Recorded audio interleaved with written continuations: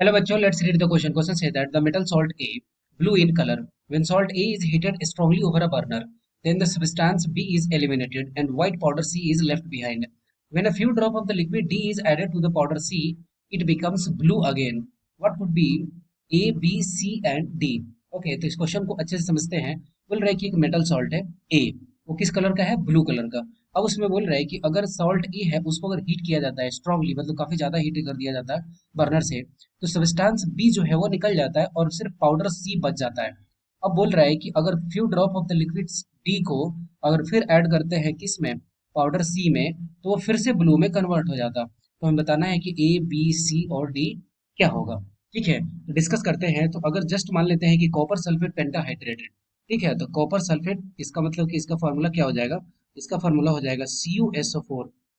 ठीक है, पेंटाहाइड्रेट, पेंटाहाइड्रेटेड है.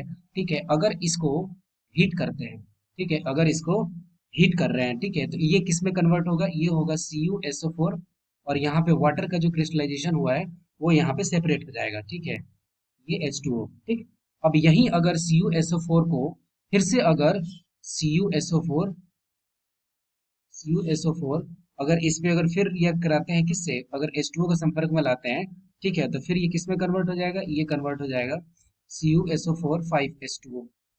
ठीक है, डिस्कस करते हैं. तो अब हमें बताना था कि इसमें नेमिंग करनी है कि ए क्या है, बी क्या है, सी क्या है.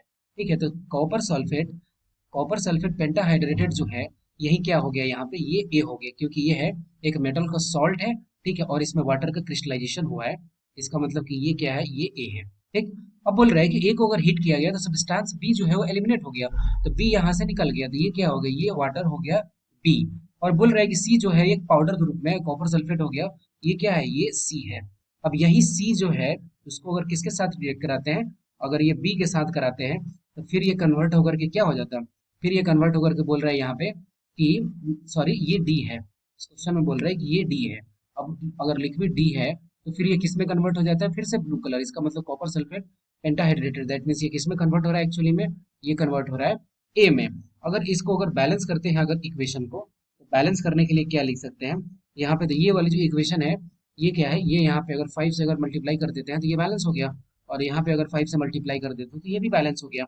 इसका मतलब अगर नेमिंग कर रहे हैं तो यहाँ पे ए क्या हो गया? ए हो गया कॉपर सल्फेट पेंटाहाइड्रेटेड. ठीक है, CuSO4 5H2O. बी की बात करते हैं तो यहाँ पे बी क्या है? बी है वाटर. ठीक है, सी यहाँ पे क्या है? सी है copper sulphate, anhydrous copper sulphate. इसका फॉर्मूला क्या होता है? ये होता है CuSO4. और डी की बात करते हैं तो डी भी यहाँ पे क्या है? H2O. I hope you will be understood it well. Best of luck. Thank you.